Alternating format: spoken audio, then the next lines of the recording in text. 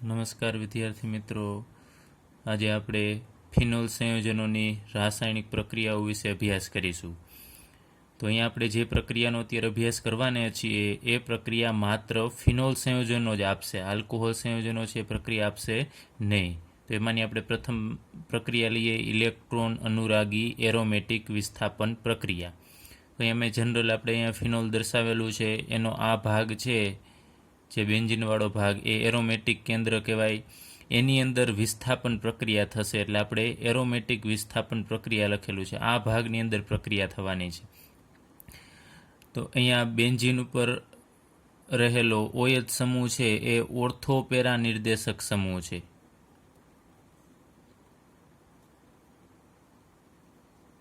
જે તમને ખ્યાલ છે આગળ ઉપર પણ આપણે ફિનોલ છે ના સસ્પંદન બંધારણ દોરેલા. એ સસ્પંદન બંધારણમાં તમને ખ્યાલ છે કે અહીંયા ઓર્થો સ્થાન ઉપર ઋણ વીજભાર આવે છે સસ્પંદનમાં, અને પેરા સ્થાન ઉપર ઋણ વીજભાર આવે છે. તો અહીંયા ઓર્થો અને પેરા સ્થાન ઉપર ઋણ વીજભાર આવતો હોવાથી ઇલેક્ટ્રોન અનુરાગી પ્રક્રિયક, જેને આપણે સિમ્પલી E+ વડે દર્શાવીએ છીએ, એ પ્લસ વીજભાર હોવાથી જ્યાં ઋણ વીજભાર વધારે હોય એ જગ્યાએ એટેક કરી શકે. એટલે કે આ ઓર્થો સ્થાન ઉપર એટેક કરી શકે અને પેરા સ્થાન ઉપર. તો અહીંયા જે આપણે પ્રક્રિયાનો અભ્યાસ કરીશું એ નવો આવનારો ઇલેક્ટ્રોન અનુરાગી પ્રક્રિયક છે ઓર્થો અને પેરા સ્થાનમાં દાખલ થશે. એનું રીઝન આ OH સમૂહ છે, કારણ કે એના કારણે ઓર્થો સ્થાન અને પેરા સ્થાનમાં ઇલેક્ટ્રોન ઘનતામાં વધારો થાય છે. હવે આપણે પ્રથમ ઇલેક્ટ્રોન અનુરાગી વિસ્થાપન પ્રક્રિયા નાઇટ્રેશનનો અભ્યાસ કરીએ. તો નાઇટ્રેશનમાં તમને ખ્યાલ છે NO2 સમૂહ છે દાખલ થાય છે. અહીંયા શરૂઆતમાં આપણે ફિનોલ લેવાનો છે. એનું નાઇટ્રેશન કરવા માટે નાઇટ્રિક એસિડની જરૂર પડશે, પરંતુ અહીંયા આપણે મંદ HNO3 એટલે કે નાઇટ્રિક એસિડ લેશું તો પણ નાઇટ્રેશન થશે. અને નીચા તાપમાને આ પ્રક્રિયા કરવામાં આવે છે. 298 કેલ્વિન તાપમાને આ પ્રક્રિયા થશે.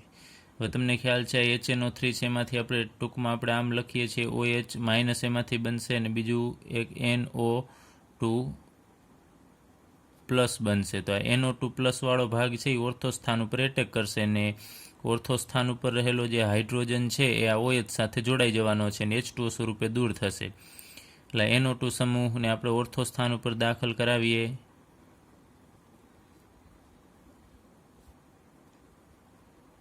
એટલે ઓર્થો સ્થાન ઉપર NO2 સમૂહ, સેમ એ જ રીતે OH સમૂહ ઓર્થોપેરા નિર્દેશક હોવાથી અહીંયા પેરા સ્થાનમાં પણ NO2 સમૂહ છે દાખલ થશે. એટલે આપણને બે નિપજ મળે છે, એક ઓર્થો સ્થાનમાં NO2 હોય એવી નિપજ અને બીજી એક પેરા સ્થાનમાં NO2 હોય એવી. તો આનું નામ થશે અહીંયા ઓર્થો સ્થાન ઉપર નાઇટ્રો સમૂહ છે, તો આનું નામ આપણે લખીએ ઓર્થો નાઇટ્રોફિનોલ. અને અહીંયા OHના પેરા સ્થાન ઉપર NO2 હોવાથી આનું નામ થશે પેરા નાઇટ્રોફિનોલ.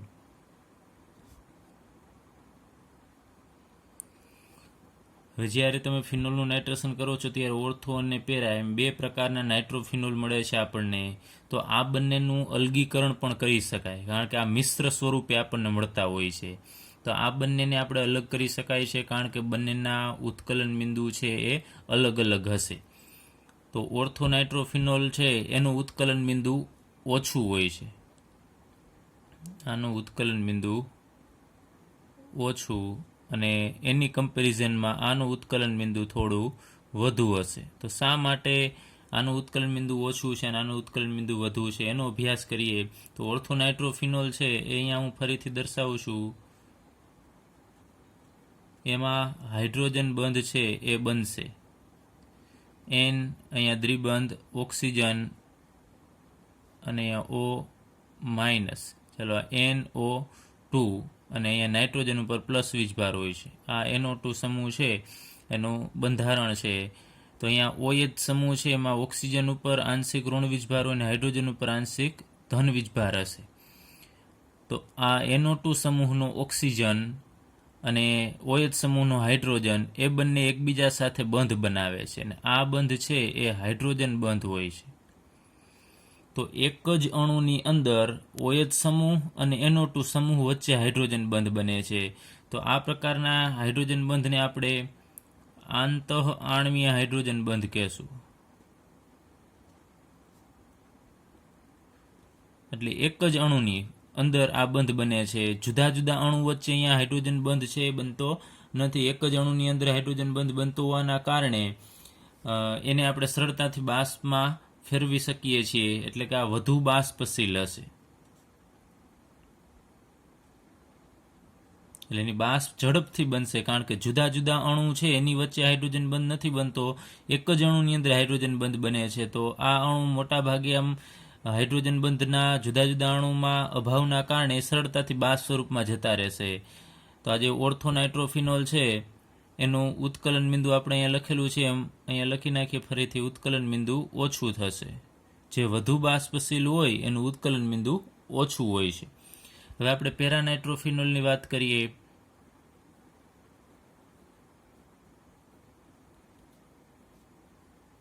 ચલો અહીંયા OH અને અહીંયા આપણે દર્શાવી દઈએ N દ્વિબંધ ઓક્સિજન અને અહીંયા O માઇનસ અને NO2 પ્લસ હશે. આમ તો આ બંને અહીંયા સસ્પંદન થતું હોય છે, જે આપણે આગળ ઉપર અભ્યાસ કરેલો. આ બંધ છે આ જગ્યાએ અને આ બંધ છે ફરીથી અહીંયા સિંગલ બોન્ડ ડબલ બોન્ડ છે રોટેશન થતા હોય છે. આ એક અણુ છે પેરાનાઇટ્રોફિનોલને છે. ત્યારબાદ અહીંયા આપણે બીજું અણુ છે દર્શાવીએ.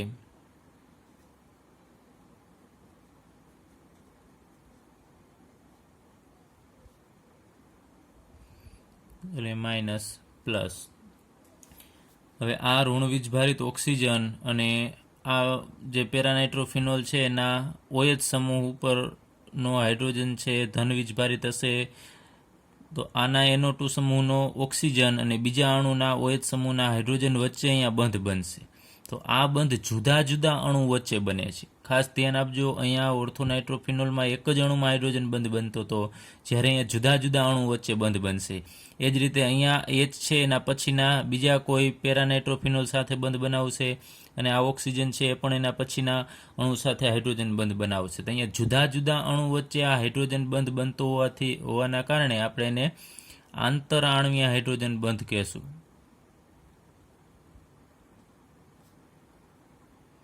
તો આ પેરાનાઇટ્રોફિનોલ છે એમાં આંતરઆણવીય હાઇડ્રોજન બંધ બનતો હોવાના કારણે હવે આપણે એને જો બાષ્પ સ્વરૂપમાં ફેરવવું હોય તો આ બધા હાઇડ્રોજન બંધ તોડવા પડશે, ત્યારે એક એક અણુ છે બાષ્પ સ્વરૂપમાં ઉપર જશે. તો અહીંયા હાઇડ્રોજન બંધ તોડવા માટે વધારે ઉર્જાની જરૂર પડશે, એટલે આનું ઉત્કલન બિંદુ છે એ ઊંચું હોય છે અથવા તો વધુ હશે.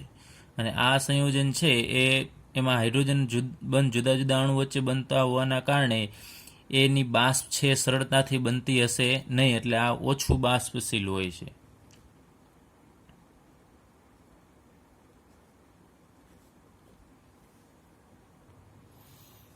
તો આપણે નિસ્યંદન દ્વારા આ બંને મિશ્રણ છે એને આપણે ગરમ કરીશું.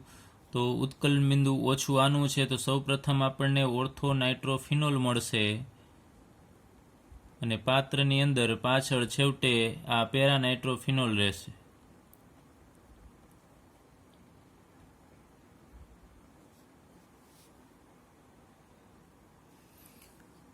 ચલો ત્યારબાદ આપણે ફરીથી નાઇટ્રેશન જ જોઈએ, પરંતુ આગળ ઉપર આપણે મંદ HNO3 નો ઉપયોગ કરેલો.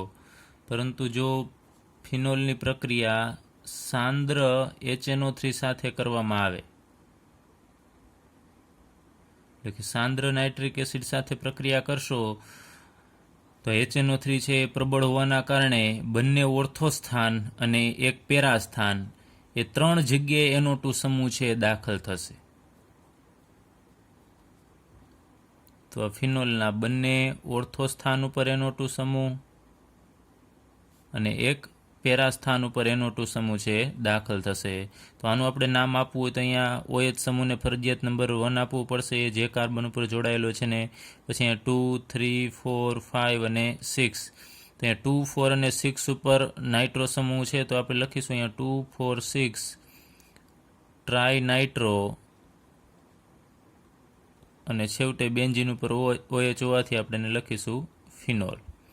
તો ફિનોલની પ્રક્રિયા સાંદ્ર HNO3 સાથે કરશો તો આપણને 3 સ્થાન ઉપર NO2 સમૂહ મળશે અને એ સંયોજનનું નામ 2,4,6 ટ્રાયનાઇટ્રો ફિનોલ થશે. અને એનું બીજું સામાન્ય નામ છે એ પણ યાદ રાખજો, પિક્રિક એસિડ.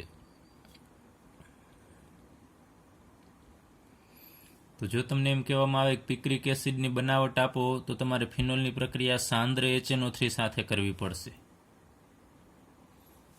હવે હાલના સમયમાં જો આપણે પિક્રિક એસિડ બનાવવું હોય તો આ રીતે બનાવવામાં આવતું નથી. હવે આપણે એની પ્રોસેસ લઈએ કે હાલના સમયમાં પિક્રિક એસિડ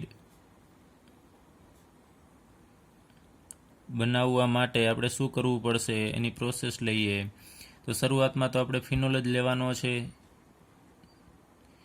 એની પ્રક્રિયા આપણે સાંદ્ર સલ્ફ્યુરિક એસિડ સાથે કરવાની છે, એટલે કે સાંદ્ર H2SO4 સાથે કરશો એટલે આપણને અહીંયા OH સમૂહ છે એના એક ઓર્થો સ્થાન ઉપર SO3H સમૂહ અને એક પેરા સ્થાન ઉપર SO3H સમૂહ છે મળશે, જેને આપણે ફિનોલ 2,4 ડાય સલ્ફોનિક એસિડ કહેશું.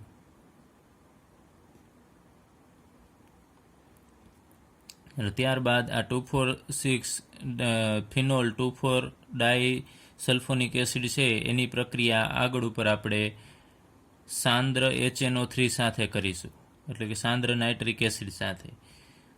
તો એમાં આપણને ફાઇનલ નિપજ અહીંયા મળશે 2,4,6 ટ્રાઇનાઇટ્રોફિનોલ. બે ઓર્થો સ્થાન ઉપર અને એક પેરા સ્થાન ઉપર NO2 સમૂહ દાખલ થશે, 2,4,6 ટ્રાઇનાઇટ્રોફિનોલ મળશે, જેને આપણે પિક્રિક એસિડ કહીએ છીએ. તો હાલના સમયમાં આ રીતે ડાયરેક્ટલી પિક્રિક એસિડ છે બનાવવામાં આવતું નથી, કારણ કે એ રીતે જો ડાયરેક્ટલી બનાવવામાં આવે તો નિપજ અહીંયા ઓછી મળે છે. તો આ પ્રોસેસ થોડી લેન્ધી થશે, પરંતુ અહીંયા ફાઇનલ નિપજ આપણને વધુ પ્રમાણમાં મળશે.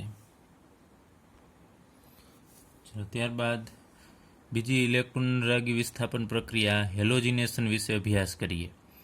તો ફિનોલની જ્યારે જુદી જુદી પ્રાયોગિક પરિસ્થિતિમાં બ્રોમિન સાથે પ્રક્રિયા કરવામાં આવે ત્યારે જુદી જુદી નિપજ મળશે. એટલે બ્રોમિન સાથેની જ પ્રક્રિયા, પરંતુ પ્રાયોગિક પરિસ્થિતિ છે આપણે જુદી જુદી લેશું તો નિપજ જુદી જુદી મળે છે. એનો આપણે અભ્યાસ કરીએ તો શરૂઆતમાં અહીંયા આપણે ફિનોલ લઈએ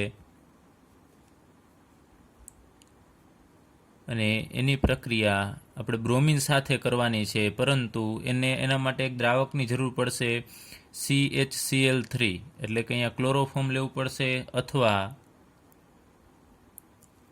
CS2 એટલે કાર્બન ડાયસલ્ફાઇડની અંદર આપણે બ્રોમિનને ઓગાળવાનો છે Br2. ફરીથી ક્લોરોફોર્મ અથવા CS2માં તમારે બ્રોમિનને ઓગાળવાનો અને તાપમાન નીચું રાખવાનું, એટલે કે 273 કેલ્વિન તાપમાન, એટલે કે 0 ડિગ્રી સેલ્સિયસ તાપમાન થશે. તો અહીંયા CHCl3 અને CS2 છે એ નીચી ધ્રુવીયતાવાળા દ્રાવક છે કે એની અંદર પ્લસ માઇનસ ચાર્જ છે ઓછો ઉત્પન્ન થતો હોય છે. CHCl3 અને CS2 બંને નીચી ધ્રુવીયતાવાળા દ્રાવક, એમાંથી કોઈ પણ એક લઈ અને એની અંદર બ્રોમિન ઓગાળશો તો એક જ સ્થાનમાં છે બ્રોમિન દાખલ થશે. આ OH સમૂહ છે ઓર્થોપેરા નિર્દેશક સમૂહ હોવાના કારણે OHના ઓર્થો સ્થાન ઉપર એક બ્રોમિન દાખલ થશે અને સેમ બીજી નિપજ આપણને મળશે OHના પેરા સ્થાન ઉપર એક બ્રોમિન દાખલ થશે. એટલે બે પ્રકારની નિપજ મળે છે. અહીંયા તમે જુઓ તો ફિનોલ છે એના ઓર્થો સ્થાન ઉપર બ્રોમિન હોવાથી આનું નામ આપણે લખવું હોય તો લખી શકાય ઓર્થોબ્રોમોફિનોલ, અને આનું નામ થશે પેરાબ્રોમોફિનોલ. હવે ઓર્થોવાળી નિપજ છે એ અલ્પ પ્રમાણમાં મળશે અને પેરાવાળી નિપજ છે એ વધુ મળશે, એટલે કે મુખ્ય નિપજ હશે. અલ્પ છે અને આપણે ગૌણ પણ કહી શકાય. હવે આગળ ઉપર આપણે અભ્યાસ કરી ગયા તો તમને ખ્યાલ હોય તો બેન્ઝીન છે એનું આપણે હેલોજિનેશન કરીએ છીએ ત્યારે બ્રોમિન સાથે પ્રક્રિયા કરાવીએ છીએ Br2, ત્યારે તમારે આપણે આગળ ઉપર વાત કરી લે કે FeBr3 ઉદ્દીપકની જરૂર પડતી હતી. તો આ FeBr3 છે એ લુઈસ એસિડ છે. તો અહીંયા બ્રોમિન છે એને આપણે આ ઇલેક્ટ્રોન અનુરાગી વિસ્થાપન પ્રક્રિયા છે તો બ્રોમિનમાંથી આપણે એક Br પ્લસ બનાવવું પડે અને એક Br માઇનસ બનાવવું પડશે, એટલે કે ધ્રુવીયકરણ કરવું પડશે. બ્રોમિન છે એની વચ્ચે જે સિંગલ બોન્ડ હોય એ તોડી અને એમાંથી એક Br પ્લસ બનશે અને એક Br માઇનસ બનશે, તો જ આ Br પ્લસ છે એ અહીંયા કોઈ પણ એક જગ્યાએ અહીંયા સ્થાન લેશે. તો અહીંયાથી Br2માંથી Br+ ને Br- બનવું એને આપણે ધ્રુવીકરણ કહેશું. તો એ બેન્ઝીનનું બ્રોમિનેશન કરીએ છીએ ત્યારે અહીંયા FeBr3 છે એ આ બ્રોમિનનું ધ્રુવીકરણ કરે છે. ચલો, ધ્રુવીકરણ કરવા માટે FeBr3નો ઉપયોગ થાય છે. અને પછી તમને ખ્યાલ છે કે બેન્ઝીન ઉપર બ્રોમિન છે દાખલ થશે અને HBr છે છૂટો પડે છે. તો આવી પ્રોસેસ આપણે આગળ ઉપર જોઈ હતી, પરંતુ અહીંયા તો CH2 અને CHCl3 છે, અહીંયા આપણે FeBr3 લીધેલો નથી. તો હવે અહીંયા Br2 છે એમાંથી Br+ અને Br- તો બનાવવો જ પડશે. તો એ કોણ બનાવશે? તો અહીંયા ફિનોલ સમૂહ છે, ફિનોલ સંયોજન છે, એમાં ઉપર જે OH સમૂહ છે, આ સમૂહ OH સમૂહ છે એ Br2 નું ધ્રુવીભવન કરશે.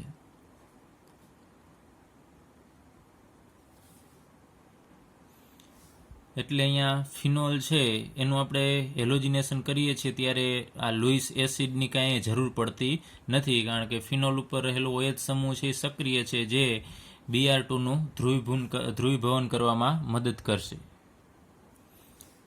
ચલો, ત્યારબાદ આપણે લઈએ કે ફિનોલની પ્રક્રિયા જો બ્રોમિન જળ સાથે કરવામાં આવે, એટલે પ્રાયોગિક પરિસ્થિતિ આપણે બદલાવીએ છીએ. અહીંયા આ દ્રાવકની અંદર બ્રોમિન ઓગાળેલો, જ્યારે હવે આપણે પ્રક્રિયા કરવાની છે બ્રોમિન જળ સાથે, એટલે કે બ્રોમિન અને પાણી છે એ મિક્સ હશે. અહીંયા ફિનોલ આપણે લેવાનો છે, એની પ્રક્રિયા છે એ આપણે 3 મોલ Br2 સાથે કરવાની છે. 3 મોલ બ્રોમિન સાથે કરીએ તો અહીંયા OH સમૂહ છે એના અહીંયા ઓર્થો અને પેરા એ 3 સ્થાન ઉપર, 2 ઓર્થો સ્થાન અને 1 પેરા સ્થાન, એમ 3 સ્થાન ઉપર બ્રોમિન છે એ દાખલ થશે. OH એના અહીંયા 2 ઓર્થો સ્થાન ઉપર બ્રોમિન અને 1 અહીંયા પેરા સ્થાન ઉપર બ્રોમિન દાખલ થશે. અને જે જગ્યાએ અહીંયા 3 જગ્યાએ દાખલ થાય છે ત્યાં હાઇડ્રોજન તો હશે જ, એક હાઇડ્રોજન હશે. ટોટલ અહીંયા 3 હાઇડ્રોજન હોય. એ 3 હાઇડ્રોજન અને અહીંયા બ્રોમિન કેટલા છે તમે જુઓ છો, 3 દુને 6 છે. 6 બ્રોમિનમાંથી 3 બ્રોમિન અહીંયા રહેલા હાઇડ્રોજન સાથે જોડાય અને 3 મોલ HBr આપશે. અને 6માંથી 3 અહીંયા જતા રહેશે અને બાકી વધેલા 3 બ્રોમિન છે અહીંયા 2 ઓર્થો અને 1 પેરા સ્થાન ઉપર જોડાઈ જશે. એટલે આ સંયોજન છે એનું નામ થશે 2,4,6 ટ્રાયબ્રોમોફિનોલ. એના સફેદ અવક્ષેપ મળે છે.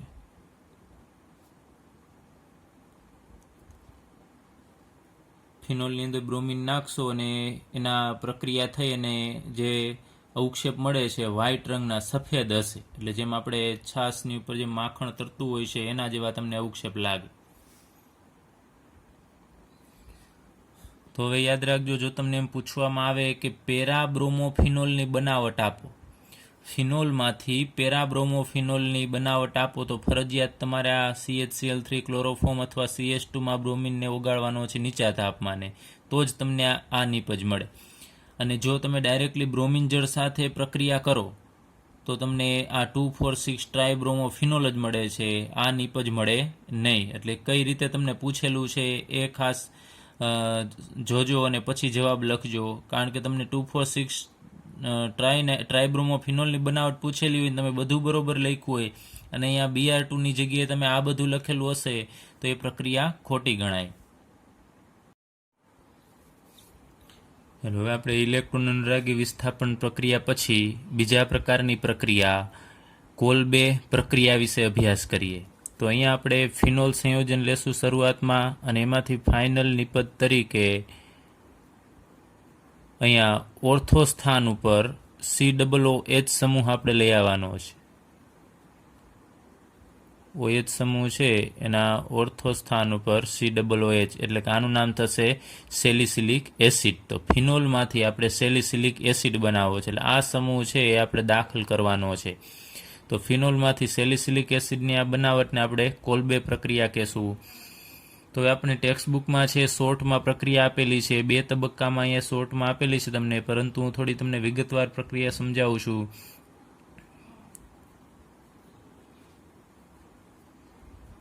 તો અહીંયા શરૂઆતમાં આપણે ફિનોલ લેશું, અને ફિનોલની પ્રક્રિયા આપણે સોડિયમ હાઇડ્રોક્સાઇડ સાથે કરવાની છે, NaOH સાથે. એટલે તમને ખ્યાલ છે અહીંયાથી H અને અહીંયાથી NaOHનો OH એટલે કે પાણી દૂર થશે અને Na છે એ અહીંયા હાઇડ્રોજનની જગ્યાએ જોડાઈ જશે એટલે આપણને ONa મળશે, બેન્ઝીન ઉપર ONa, જેનું નામ થશે સોડિયમ ફિનોક્સાઇડ. હવે ખાલી ફિનોલ કરતાં અહીંયા બનેલો જે સોડિયમ ફિનોક્સાઇડ છે એમાં ઇલેક્ટ્રોન અનુરાગી જે પ્રક્રિયા છે એ સરળતાથી થશે. એટલે ફિનોલ કરતાં આ વધુ પ્રમાણમાં સક્રિય છે સોડિયમ ફિનોક્સાઇડ છે, એનો ફિનોક્સાઇડ આયન. તો અહીંયા આપણે ઇલેક્ટ્રોન અનુરાગી પ્રક્રિયામાં નિર્બળ પ્રક્રિયક આ વધુ સક્રિય હોવાથી એ નિર્બળ પ્રક્રિયક કાર્બન ડાયોક્સાઇડ, તો કાર્બન ડાયોક્સાઇડ છે એ નિર્બળ ઇલેક્ટ્રોન અનુરાગી પ્રક્રિયક છે અને એના માટે આપણે અમુક દબાણ અને પ્રેશર પણ રાખવું પડશે. 4 થી 7 બાર દબાણ રાખવાનું હોય છે અને 398 કેલ્વિન તાપમાને પ્રક્રિયા કરવામાં આવે છે. તો અહીંયા CO2 સમૂહ છે એ આ જગ્યાએ અહીંયા Na+ છે એને એ અને ઓક્સિજનની વચ્ચે આપણે અહીંયા દર્શાવી દઈએ COO દાખલ થશે. અહીંયા O, પછી અહીંયા ઓક્સિજન, પછી કાર્બન અને એની સાથે 2 ઓક્સિજન અને પછી અહીંયા આપણે સોડિયમ દર્શાવી દઈએ. તો આનું નામ થશે અહીંયા ફિનોક્સી. બેન્ઝીન ઉપર O છે એટલે આટલાનું નામ થશે ફિનોક્સી. પછી અહીંયા Na હોવાથી નામ થશે સોડિયમ અને આ ભાગને આપણે ફોર્મેટ કહેશું. આ એસ્ટર સમૂહ અહીંયા આપણે ગણીએ એટલે એના માટે પાછળનો આમ તો એસ્ટર ન ગણાય, પરંતુ ક્ષાર છે અહીંયા એનો પ્રત્યય છે એ એસ્ટરનો પ્રત્યય છે એ જ આવશે એટલે આનું નામ સંપૂર્ણ થશે ફિનોક્સી સોડિયમ ફોર્મેટ. એટલે ત્યારબાદ આ સંયોજન છે એ અસ્થાયી સંયોજન છે એટલે ફરીથી એની પુનઃ ગોઠવણી થશે, અથવા તો આપણે કહીએ પુનઃ રચના અથવા તો પુનઃ ગોઠવણી. તો અહીંયા આ કાર્બન સિવાય અહીંયા 5 કાર્બન છે ત્યાં હાઇડ્રોજન હશે, એમાંનો આ અહીંયા એક હાઇડ્રોજન હશે, હું આમ દર્શાવી દઉં છું. એ હાઇડ્રોજન અહીંયાથી નીકળી અને અહીંયા ઉપર જશે એટલે અહીંયાથી આ બંધ તૂટે છે અને હાઇડ્રોજન છે એ અહીંયા ઓક્સિજન સાથે જોડાઈ જશે અને COONa છે એ હાઇડ્રોજનની જગ્યાએ આવી જશે.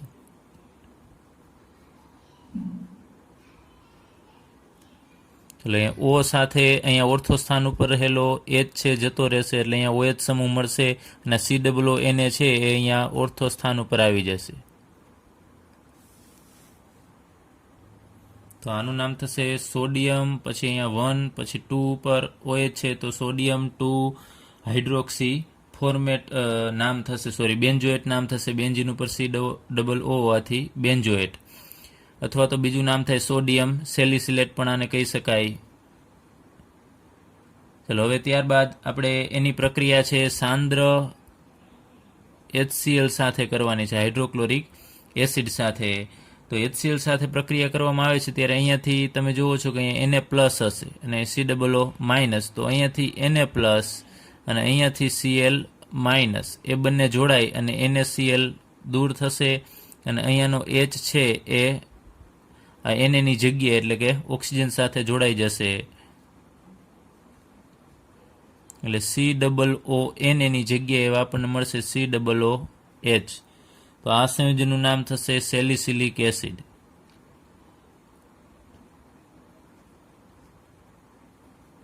અથવા તો બીજું નામ આપવું હોય તો અહીંયા બેન્ઝોઇક એસિડ કહેવાય. બેન્ઝીન ઉપર COOH છે તો આને નંબર 1 અને આને નંબર 2 આપીશું તો 2 હાઇડ્રોક્સી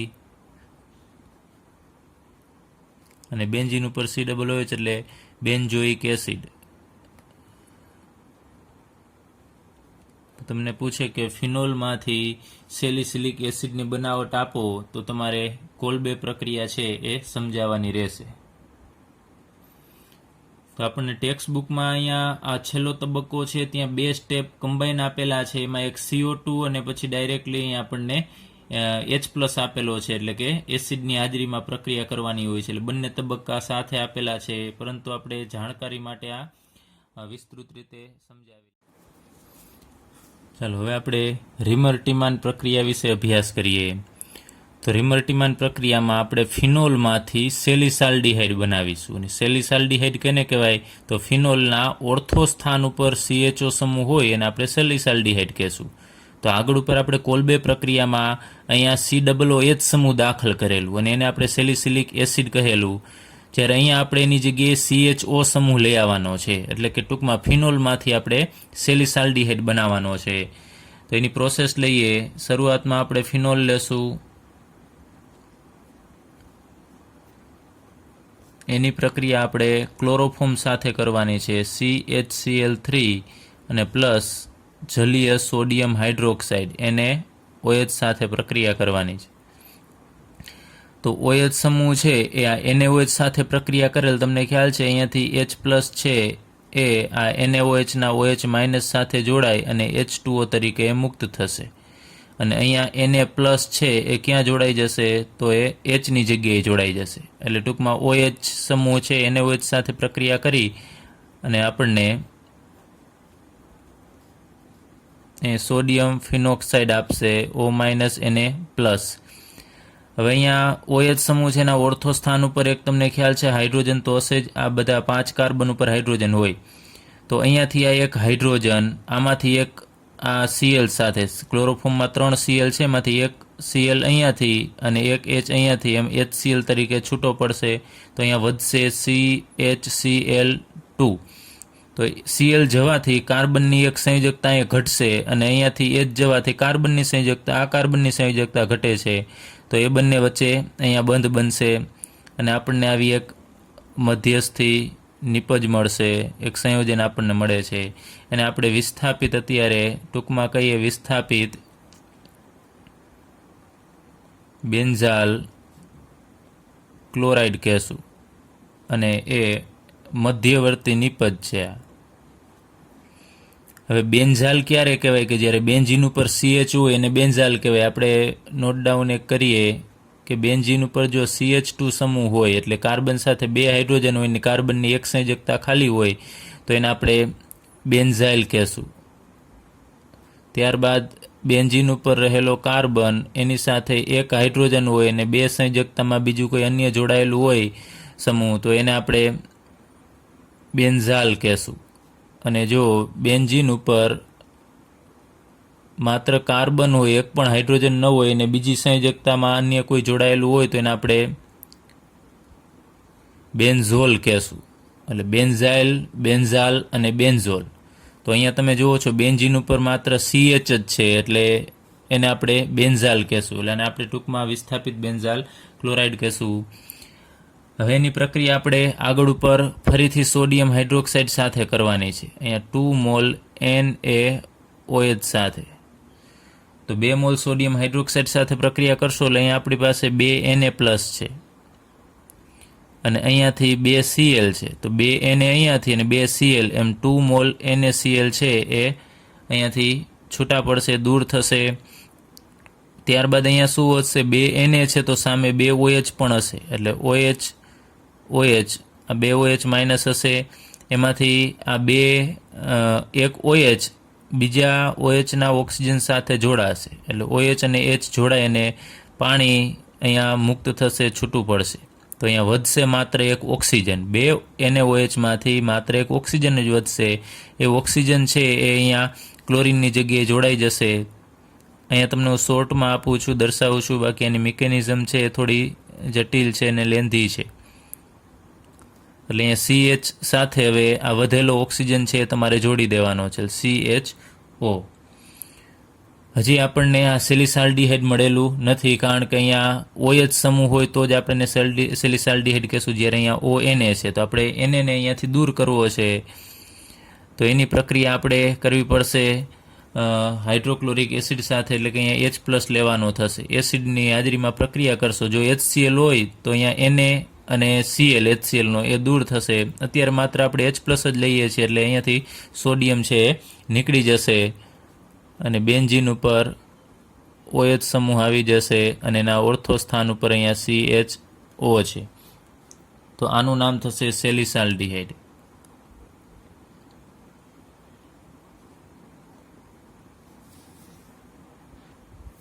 અથવા આનું તમારે આઈયુપીએસસી નામ આપવું હોય તો આપી શકો. અહીંયા નંબર 1 અને અહીંયા નંબર 2, તો 2 હાઇડ્રોક્સી બેન્ઝાલ્ડિહાઇડ એનું નામ થશે. ચલો, ત્યારબાદ આપણે ચોથી પ્રક્રિયા ફિનોલની ઝીંક રજ સાથેની પ્રક્રિયા, એટલે કે ઝીંક છે એનો પાવડર કરી નાખવાનો છે અને એની પ્રક્રિયા આપણે ફિનોલ સાથે કરવાની છે.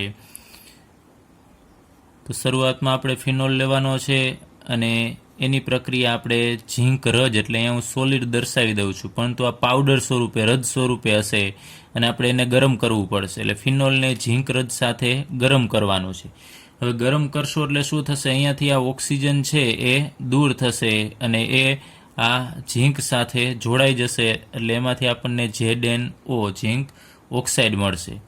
તો અહીંયા આ બંધ છે એ તૂટે છે અને H છે અહીંયા ને અહીંયા જોડાઈ જશે, કેમ કે આ બંધ તૂટશે, ઓક્સિજન જશે એટલે અહીંયા આ કાર્બનની એક સંયોજકતા ઘટશે. તો H છે એ જ્યાં ઓક્સિજન જોડાયેલો હતો એ કાર્બન સાથે જોડાઈ જશે અને અહીંયા આપણને નિપજ તરીકે બેન્ઝીન મળશે.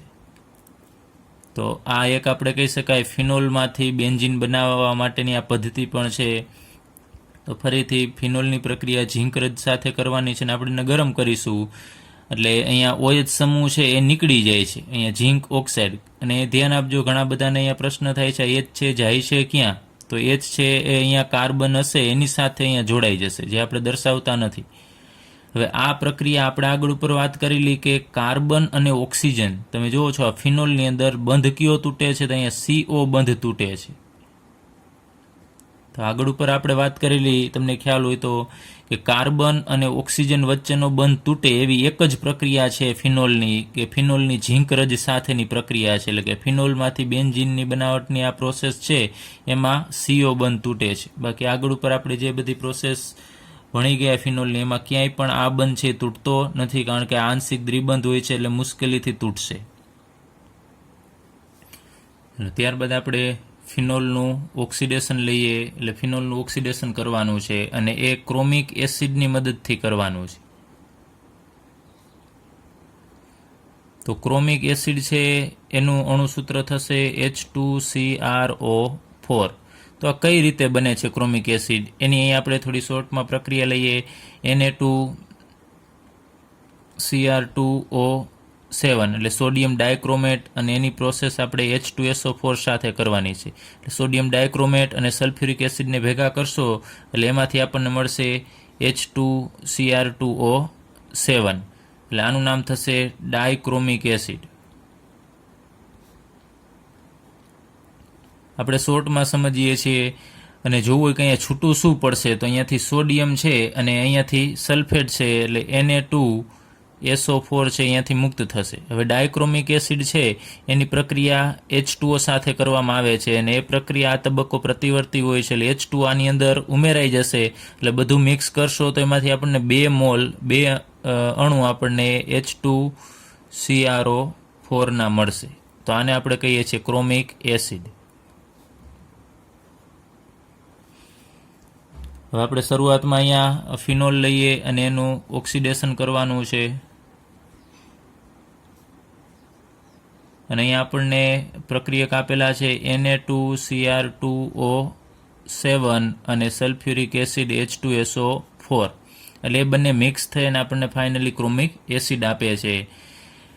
હવે ફિનોલનું જ્યારે ઓક્સિડેશન કરવામાં આવે છે ત્યારે અહીંયા આપણને ફાઇનલ નિપજ તરીકે 2 અહીંયા કીટોન સમૂહ છે, અહીંયાથી આ બંધ છે, આ 2 જ બંધ અહીંયા હાજર રહેશે અને અહીંયા 2 કીટોન સમૂહ છે એ અહીંયા હાજર હોય છે.